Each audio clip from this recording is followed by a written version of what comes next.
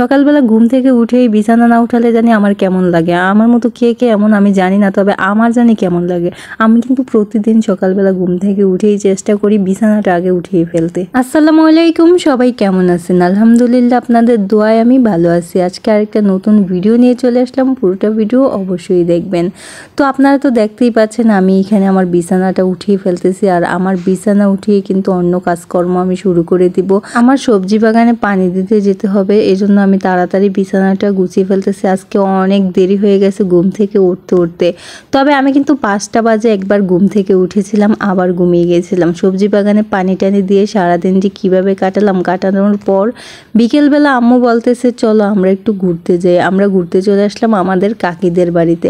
আর কাকিদের বাড়িতে এসে দেখি কাকিদের বাড়ির কাজ এখনো শেষ হয় নাই। এমন রোদের মধ্যে যে কিভাবে ওনারা কাজ করতেছে, একদিকে প্রচুর গরম, অন্যদিকে কিন্তু সারাদিন একটু বাতাসও ছিল না। তবে এই বিকেল টাইমটার মধ্যে অল্প অল্প বাতাস আসছিল।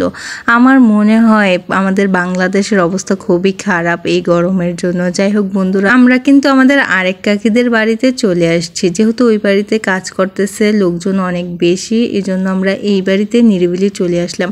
আর এই বাড়িতে কিন্তু চারদিক থেকে প্রচুর বাতাস আসতেছিল, আর এই বাতাসের মধ্যে বসে বসে হাওয়া খাবো। এইদিকে আমাদের কিসলু আমাদের পিছু ছাড়তেছে না, যেইখানেই যাই না কেন আমাদের পিস সেইখানেই চলে আসতেছে।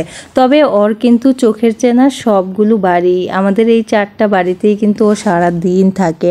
আর এই কাকিদের বাড়িতে রাতের বেলা ঘুমায়। প্রথমত আমি এখানে এসে একাই বসলাম, বাকি সবাইকে আমি ডাকতেছিলাম যে এখানে আসেন, এইখানে অনেক বেশি বাতাস, সবাই চলেন এইখানে বসে বসে গল্প করি, তাহলে অনেক বেশি ভালো লাগবে। ওইদিকে আমার কাকি যেখানে তরকারির জাল করতেছে, ওইখানে আমার আম্মু বসে আছে। আম্মুরেও বললাম চলে আসতে, এখন কিন্তু আম্মুও চলে আসছে।